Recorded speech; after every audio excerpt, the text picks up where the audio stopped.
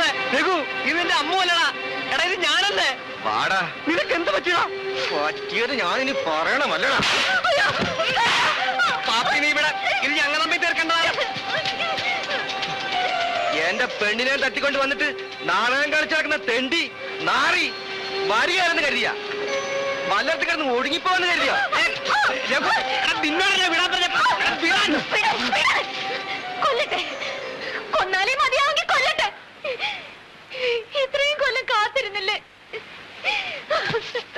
അതിനെനിക്ക് കിട്ടണം. കാത്തിരുന്ന് ഞാൻ ഒളിവിലായപ്പോ എന്നെ ഒറ്റിക്കൊട്ട ഈ നാറിയുടെ ഒപ്പം ഓടിപ്പോന്നോളല്ലേടി നീ. എന്നിട്ട് ഇത്രയും കൊല്ലം ഇവന്റെ കൂടെ ആങ്ങളെയും പെങ്ങളുമാണ്. ഇവക്കടെ പേരെന്താണ്? അമ്മു, അമ്പുജാക്ഷി. ചോറ്റാനിക്കരാമന്റെ രൂപാണ്. ഇവളാണോ ആന്റെ പെങ്ങള് ക്രിസ്ത്യാനി? ആങ്ങളെയും പെങ്ങളും കളിച്ച് നിങ്ങളെ മണ്ടന്മാരൊക്കെയല്ലേ ഈ നാറികള്. കത്തിമരം കാണിച്ച് ആങ്ങളമാരും സ്വന്തക്കാരും ചീറി വന്നിട്ടും കൂട്ടാക്കാണ്ട് നിന്നെ ഇറക്കിക്കൊണ്ടുവന്നല്ലേ ഈ ഞാൻ. ആ എന്നെ നീ എന്തായി പറയണ? എടാ നീ ആദ്യം ഞങ്ങ പറയണമെന്ന് കേക്ക്. മുണ്ടിപ്പോവരുത്, കൊന്നാളില്ല രണ്ടിനെ. അയ്യോ,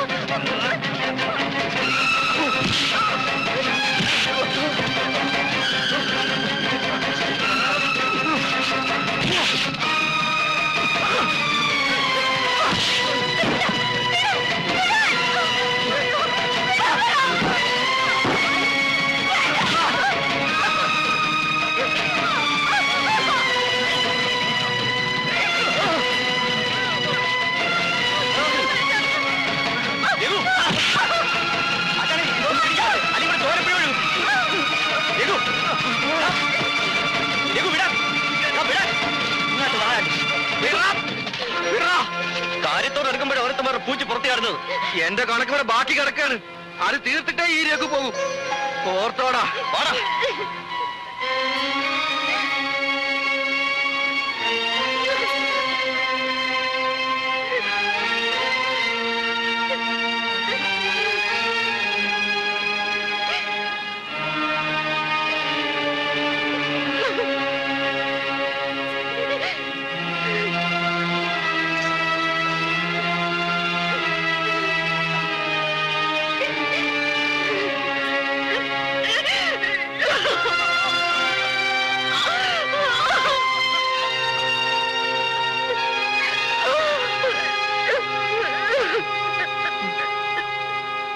അമ്മു, നീ വിഷമിക്കാതെ അമ്മു.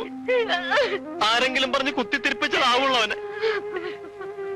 ദൈവത്തിന്റെ മനസാക്ഷിയുടെ മുന്നില് നമ്മ തെറ്റിയിട്ടില്ലല്ല. ഉണ്ടോ അമ്മു? ഇല്ലല്ല. കൂടെ പറഞ്ഞ പെങ്ങളായിട്ടില്ലേ നിന്നെ ഞാൻ കണ്ടിട്ടുള്ളൂ. നീ എന്തിനാണ് കരയണത്? നമ്മുടെ മനസ്സിൽ കറിയില്ലല്ല. ഇത്രയും കൊല്ലം കാത്തിരുന്നിട്ട് അത് അവന്റെ ബുദ്ധിമോശം. ഒരു കര മുഴുവൻ എതിർക്കാൻ വന്നപ്പോഴും തോറ്റു കൊടുക്കാണ്ട് നിന്നെ ഇവിടെ കൊണ്ടുവന്നതും ഒരു പോർലുമേക്കാണ്ട് കാവലെന്ന് ഇത്ര നാൾ പൊറപ്പിച്ചതും ആളാർക്ക് മനസ്സിലായില്ല. നീ സമാധാനപ്പെട്. നീ കൂടി തളർന്നാ ഞാൻ കൊന്നു വളർത്തു അത്ര. അവനെ അങ്ങനെ വെറുതെ വിടുകയല്ല. നിന്റെ കാക്കയെ കൊണ്ടൊന്ന് മാപ്പ് പറയിച്ചില്ലെങ്കിൽ എന്റെ പേര് ആൻഡെന്നല്ല. ആ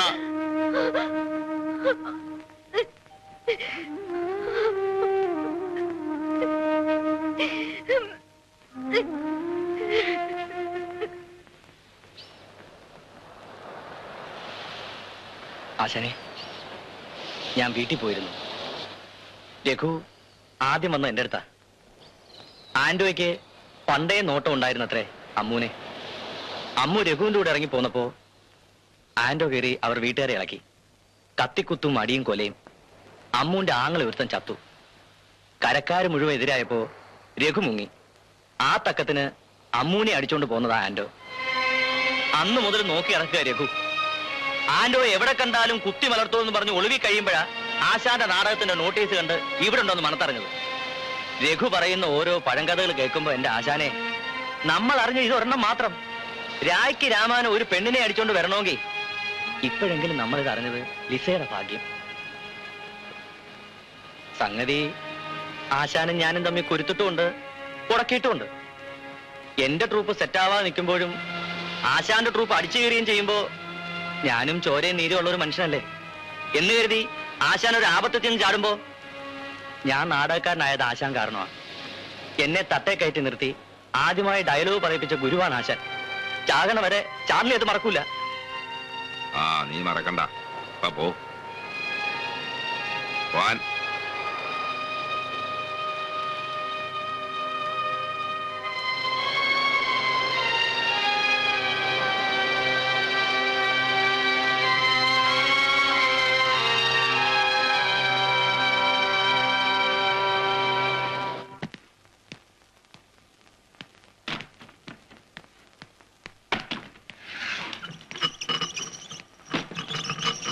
നീയാ? എന്താ? രഘുവോടെ അവനോട് ഉണ്ടാവുന്ന ആര് പറഞ്ഞു? ആരും പറയണ്ട.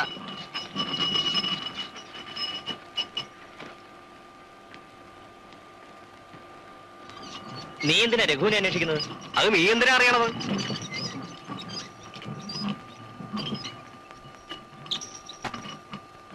അവൻ നിന്നെ കൊല്ലുമെന്നും പറഞ്ഞ് ഒരുമ്പെട്ട് ഇറങ്ങിയിരിക്കുക. വെറുതെ മുമ്പിൽ ചെന്ന് ചാടണ്ട. ഇന്ന് തന്നെ ഞാൻ വന്ന് പിടിച്ചു മാറ്റിയില്ലാതെ കാണായിരുന്നു. എനിക്ക് അവനോട് സംസാരിക്കണം, അവനെ പറഞ്ഞ് മനസ്സിലാക്കണം. വെറുതെയാ, നടക്കാൻ പോകുന്ന കാര്യമല്ല. അല്ലടാ ആൻഡോ, അമ്മൂനെ നീ ബലാത്കാരമായിട്ട് പിടിച്ചോണ്ട് വന്നൊന്നുമല്ലല്ലോ. അവള് സ്വമനസ്ഥാനം നിന്റെ കൂടെ വന്നതല്ലേ? അത് അവന്റെ പിടിപ്പ് കേട്. അതിന് നിന്റെ മേക്കിട്ട് കയറിയിട്ട് എന്തിനാണ്? എന്നാലും എടാ, നീയാണ് ഭാഗ്യം ചെയ്ത ജന്മം. ആ പൊരയില് ചോരയും നീരുമുള്ള ഒരെണ്ണം ഇരിക്കുമ്പോ തന്നെ ആശാന്റെ മോളെ നീ ലൈനാക്കി എടുത്തല്ലേ. 10-40 സ്റ്റേജ് ഒന്നിച്ച് അഭിനയിച്ചിട്ട് എനിക്ക് ആ വഴിക്ക് നോക്കാൻ കൂടി തോന്നിയിട്ടില്ല. സമ്മതിച്ചു വന്നിരിക്കുന്നു. രഘു പറഞ്ഞ ഞാൻ സഹിച്ചു. അവന്റെ ചങ്ങാതിയാണ്. അത് കണ്ട് തോന്നിയ ദിവസം പറഞ്ഞാണ്ടല്ല മോന്താലെ ഷേപ്പ് മാറും. ചേട്ടാ, ഒരു നല്ല കാര്യം പറഞ്ഞാലും നീ ഉടക്കാൻ നിൽക്കുകയാണല്ലോ. എടാ, ഞാൻ നിന്റെ കൂടെ നിൽക്കാവുന്ന രഘുവിനെ നമുക്ക് രണ്ടുപേർ കൂടെ ഒതുക്കാം. ആശാന്റെ മോളെയും കൂടെ വിളിച്ചോണ്ട് വന്നിട്ട് നീ രണ്ടിനെയും കൂടെ പൊറപ്പിക്കേ.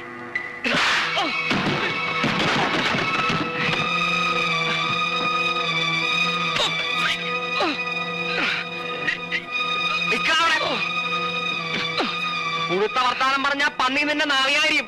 നീ ഒരുത്തനെ കൂടെ പറഞ്ഞ് നടക്കണത്. വിഷം കലക്കാൻ നോക്കണേണ്ട ശാവമേ. നീ ആന്റോടെ ശരിക്കും അറിഞ്ഞിട്ടില്ല.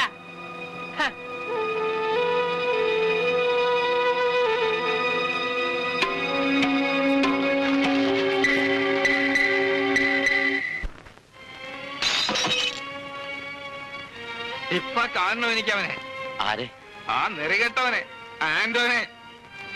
ഒരു മറയുമില്ലാണ്ടല്ലടാ ഞാൻ അവനെ സ്നേഹിച്ചേ, വിശ്വസിച്ചേ. എന്നിട്ടും അവൻ എന്റെ മുമ്പിൽ നാടകം കളിക്കായിരുന്നു. ഇപ്പോഴെങ്കിലും ഇത് അറിഞ്ഞില്ലായിരുന്നെങ്കിൽ എന്റെ ഈശോയെ, എന്റെ മോക്കടെ ഒരു ഗതി. ആശാനെ, എനിക്ക് അവന്റെ മുഖത്ത് നോക്കി ചോദിക്കണം, എന്ത് കണ്ടിട്ടാണ് ആ പട്ടി നീ എത്തപ്പാന്റെ അടുത്ത് കളിക്കാൻ വന്നേന്ന്? ആന്റോ അങ്ങനെയൊക്കെ ചെയ്യുമെന്ന് നമുക്ക് വിശ്വസിക്കാൻ പറ്റുവാ? ആശാൻ വന്നേ, നമുക്ക് അവനെ പിന്നെ കാണാം. ഒരു പിന്നെയില്ല, നന്ദിയില്ലാത്ത പട്ടി. അപ്പാ,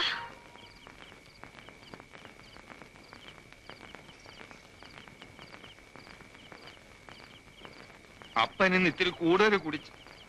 എണ്ണം കൊണ്ടാ മോളെ, സങ്കടം കൊണ്ടാ.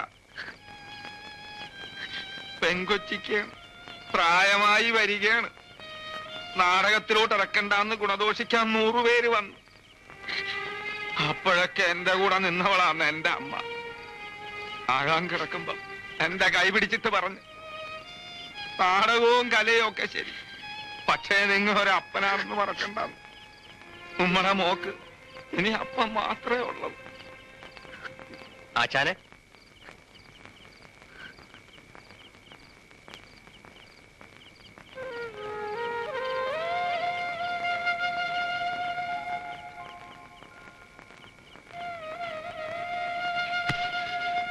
എടാ, ആണും പെണ്ണുമായിട്ട് എനിക്ക് ഒന്നേ ഉള്ളു. ചതുക്കിയതെന്ന് ഉറപ്പുള്ള ഏതെങ്കിലും ഒരുത്തന്റെ കൂടെ പറഞ്ഞയക്കണം. ഈശോനെ വിചാരിച്ച് നീ ഇടങ്കോലാവരുത്. തട്ടേല് കയറ്റി ഡയലോഗ് പഠിപ്പിച്ച ഗുരുവല്ലടാ ഞാൻ. അതിന്റെ ദക്ഷിണ ഇരക്കാണ്. ആശാനെ, ആര് വേണമെങ്കിലും പഴി പറഞ്ഞാട്ടെ, പക്ഷെ നിങ്ങ എന്നെ സംശയിക്കരുത് കേട്ട. എനിക്ക് സഹിക്കല ആശാനെ. ആന്റോ, നീ ഇങ്ങോട്ട് വന്നേ. ആശാൻ ആകെ എരിപിരി കൊണ്ട് നിൽക്കാണ്. ഇപ്പൊ എന്ത് പറഞ്ഞാലും ആശാന് മനസ്സിലാകുകയാണ്.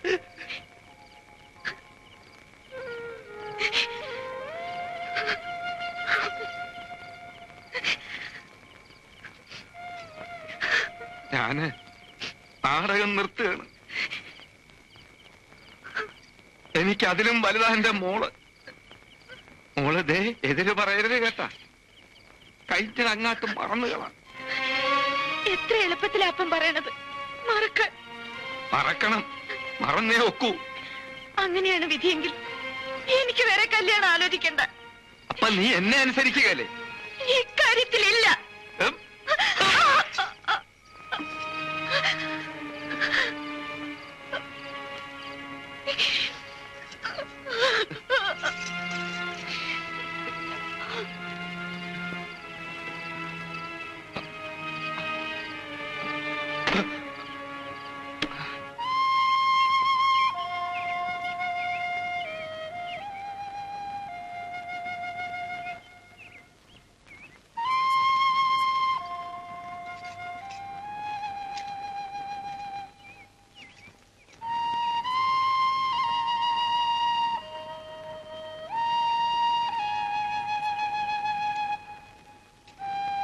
ഈ കേട്ടതായിരുന്നു സത്യമെങ്കിൽ എല്ലാം അറിഞ്ഞുകൊണ്ട് അമ്മ എന്തിനാ എന്നെ ആശിപ്പിച്ചത്?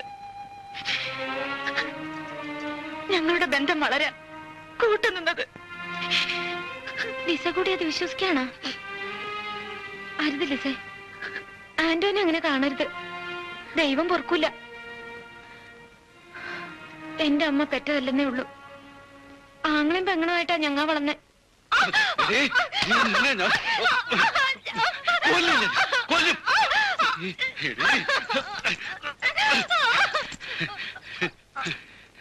കല്യാണം ഉറപ്പിച്ചേക്കണ പെണ്ണാണ്. കണ്ടവന്റെ കൂടെ തെണ്ടാൻ പോയേക്കണ്. മോളായിട്ട് ഒന്നേ ഉള്ളൊന്നും ഞാൻ കണക്കാക്കിയല്ല. ഇനി നീ പണിക്ക് പുറത്തിറങ്ങ, അപ്പൊ കാണാം. അച്ഛൻ എത്ര തടഞ്ഞാലും ശരി, ചേകുവേട്ടനല്ലാണ്ട് വേറൊരാൾ എന്നെ കേട്ടുകയല്ല. ഞാനതിന് സമ്മതിക്കൂല.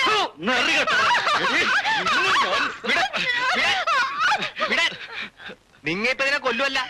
വിവരം പറഞ്ഞ് ബോധ്യപ്പെടുത്താണ്ട് തല്ലാനും കൊല്ലാനും നിന്നാൽ എങ്ങനെയാണ്? എടി അമ്മു, നീ ആത്താട്ട് പോ. ഇവൻ ഒരുത്തൻ കാരണമാണ് അച്ഛാ. അല്ലെങ്കിൽ ആ തെണ്ടി ഈ പടി കടന്ന് വരുമായിരുന്ന. ഞാനെന്ത് ചെയ്തെന്നാണ് കേശു നീ പറയണത്? നിന്റെ ചങ്ങാതിയല്ലേ രഘു? നിന്നെ കാണാനെന്നും പറഞ്ഞ് വന്നല്ലേ ഇവളവന്റെ വലയിൽ വീണത്. ഈ കുടുംബത്തോട് എന്തെങ്കിലും ഒരു കൂടുണ്ടായിരുന്നെങ്കിൽ നീ ഇതിന് കൂട്ട് നിൽക്കുവാ. വിവരം അറിഞ്ഞപ്പോ ഞാൻ ഇവളെ വിളിച്ച് ഗുണദോഷമെന്ന് ചോയിരെ. സംഗതി രഘുവിന്റെ ചങ്ങാതിയാണ്. പക്ഷെ അവനെ പോലെ ഒരുത്തരല്ല ഇവളുടെ കൂടെ ചേരേണ്ടെന്ന് എനിക്കറിയാം. തന്തകാരാണെന്ന് അറിയാത്ത തെണ്ടി. അവൻ ആശികൻ ചാട്ടുമറിക്കാന്റെ മോളെ മാത്രമേ കണ്ടല്ല. തല കാണുകയാണ് അവന്റെ കഴുത്തേല്. നീ ചിരിക്കാൻ പറഞ്ഞതല്ല. അങ്ങേരും ഓക്കൽ ആംഗ്ലമാരും വെറി കൊണ്ട് നിൽക്കുകയാണ്. വേണ്ടാത്ത കൊല്ലാപ്പിന് പോകണ്ട രഘു. നീ അവളെ അങ്ങോട്ട് മറന്നുകളാ. വേറെ എത്ര പെണ്ണുങ്ങളുണ്ട് നിന്റെ കൈവട്ടത്ത്? എടാ, എല്ലാരെയും പോലാണ് അമ്മു. അവളെ എനിക്ക് വേണം. ആരൊക്കെ എതിർത്താലും ഞാൻ അവളെ വിളിച്ചിറക്കിക്കൊണ്ട് പോരും. ഈ കരക്കാരുടെ മുഴുവൻ മുമ്പിൽ വെച്ച് അവളെ പൊറപ്പിക്കുകയും ചെയ്യും. ഞാനതിന് കൂട്ടു നിൽക്കുമെന്ന് കരുതണ്ട. ഓ, നീ ഞാനെന്റെ ചങ്ങാതിയല്ലല്ല. ചാതി മറിക്കാന്റെ വാലാട്ടി പറ്റിയല്ലേ? അതേടാ, രണ്ടാനപ്പന്റെ ചവിട്ടുമ്പോഴും സഹിക്കാൻ കഴിയാണ്ട് കടപ്പുറത്തോടെ തെണ്ടി കിടന്ന് എന്നെ വിളിച്ച് ചോറ് തന്നവരവര്. മരിക്കണവരെ ഞാനാക്കൂറ് മറക്കൂല. അമ്മൂനെ, ആങ്ങളമാര് 2 അല്ല 3 പേടിപ്പിക്കാണ്. എങ്കിൽ പൊന്നാങ്ങളെ കേട്ടോ, ചാത്ത് മറിക്കാന്റെ മോള് നാളെ അന്തി പുലരുമ്പം ഈ രഘുവിന്റെ പോലുണ്ടാവും. തടയാൻ വന്നാലേ ആരാണെന്നൊന്നും ഞാൻ നോക്കുകയല്ല.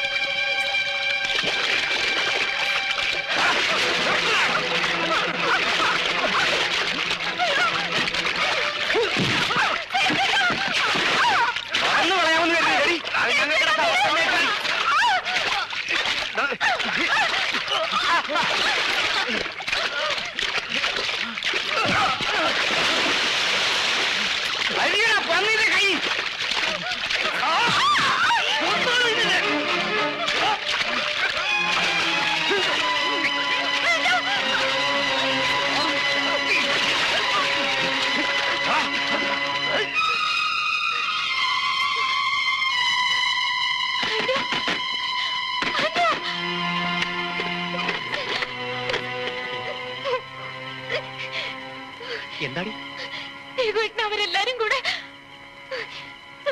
അവന്മാരെങ്ങനെ വന്നു? ഞാൻ പറഞ്ഞ നീ ഒന്നും കേൾക്കൂലല്ല. എങ്ങനെ രക്ഷപ്പെട്ടോട്ടെന്ന് കരുതാ? അവരാരൊക്കെയുണ്ട്? കേശുവേട്ടനും പിന്നെ നീ അകത്തോട്ട് പോ.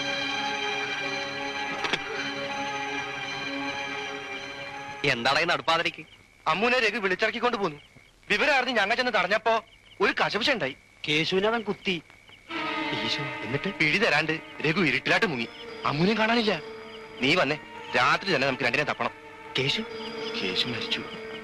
കേശുവിന്റെ ചോരയ്ക്ക് നമുക്ക് പകരം ചോദിക്കണടാ. നീ വന്നേ. നിങ്ങൾ നടന്നോ, ഞാൻ വന്നേക്കാം.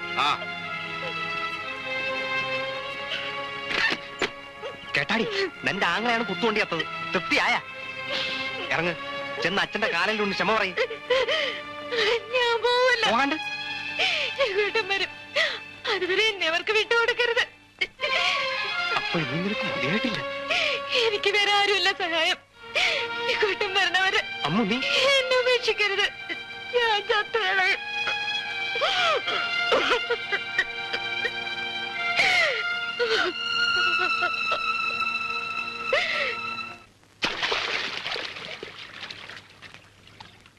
കൊച്ചുനാളിലെ തൊട്ട് അറിയുന്നോ എനിക്ക് അമ്മൂനെ. ചത്തുകളെന്ന് പറഞ്ഞ അവളെ ചെയ്തുകളെ. അവളെ കൈയൊഴിയാൻ എനിക്ക് മനസ്സ് വന്നില്ല ആശാന്. അവൾ എന്റെ അടുത്താണെന്ന് അറിഞ്ഞപ്പോ വീട്ടുകാരും നാട്ടുകാരും എനിക്കെതിരായി. അമ്മൂനെ കൊണ്ട് നാട് വിടാണ്ട് വേറെ വഴിയില്ലാണ്ടായി. ഇവിടെ വന്നു കൂടുമ്പോ സത്യം മുഴുവൻ പറയാൻ പറ്റുക. പറഞ്ഞില്ല. ആങ്ങളെയും പെങ്ങളുമാണെന്ന് പറഞ്ഞു. പറഞ്ഞത് നുണയാണെങ്കിലും നേരായിരുന്നു. ഒരു പെങ്ങളുടെ സ്നേഹം ഞാൻ അറിഞ്ഞത് അവക്കടടുത്തു നിന്നാണ്. അവളെന്റെ പെങ്ങളാണ്. ആശാൻ വിശ്വസിക്കണം. സത്യം. ആൻഡോ, ഞാൻ പറഞ്ഞത് മനസ്സിലായി. ഒന്നും അല്ലാണ്ടിരുന്ന എനിക്കൊരു ജീവിതം ഉണ്ടാക്കി തന്ന ആശാനാണ്.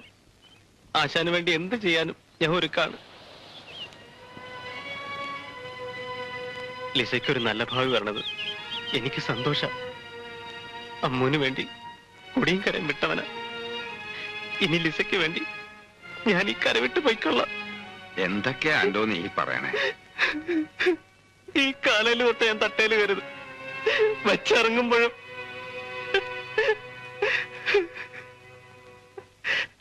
മോനെ, നിന്നെ കുറിച്ച് ഇങ്ങനെയൊക്കെ പറഞ്ഞു കേട്ടപ്പോ സഹിച്ചില്ല. ഒരപ്പന്റെ ചങ്കല്ലടാ, പതറിപ്പോയി. ലിസയുടെ മനസ്സിൽ നിന്നെ പറിച്ചു നീക്കണത് ദൈവം സഹിക്കല. നീ എന്നോട് ക്ഷമിക്ക.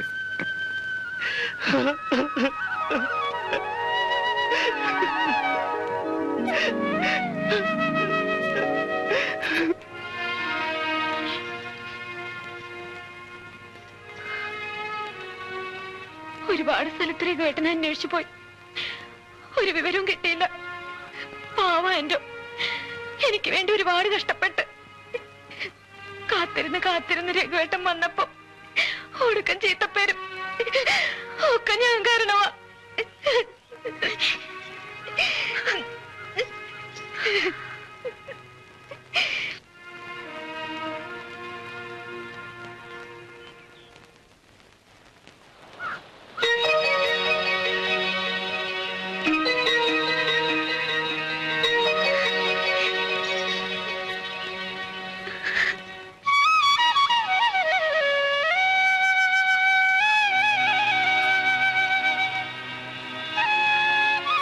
നേരം നിറയും വിട്ട് ഞാൻ നടന്നിട്ടില്ല ലിസ. ഇനി നടക്കുകയില്ല. എനിക്ക് വിശ്വാസമാണ്.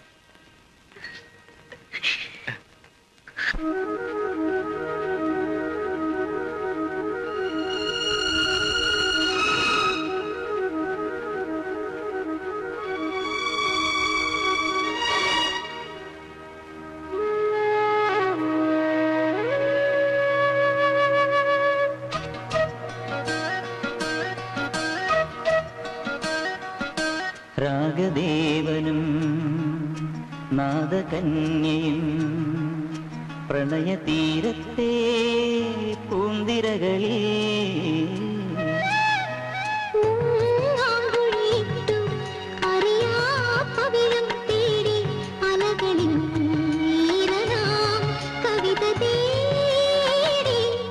രാഗദേവനും നാദകന്യയും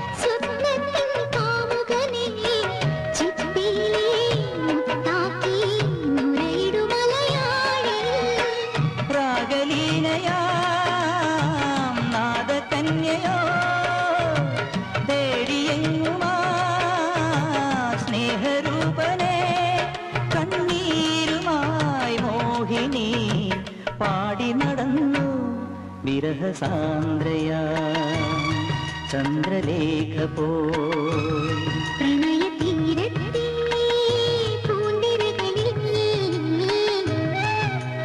മുങ്ങാങ്കുഴിയിട്ടു അറിയാ പവിഴം തേടി അലകളിൽ ഈരനാം കവിത തേടി രാഗദേവനും നാദകന്യയും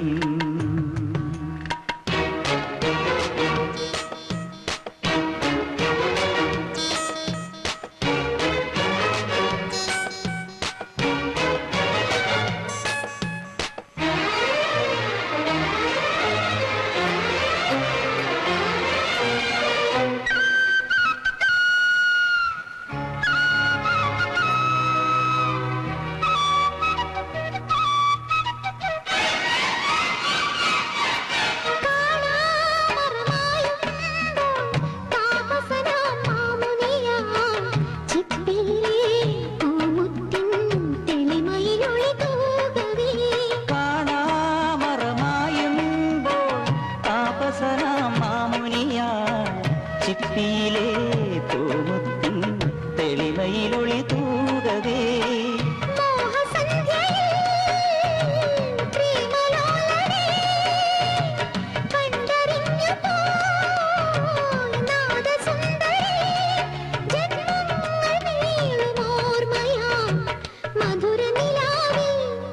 രാഗദേവനും നാദകന്യയും പ്രണയതീരത്തെ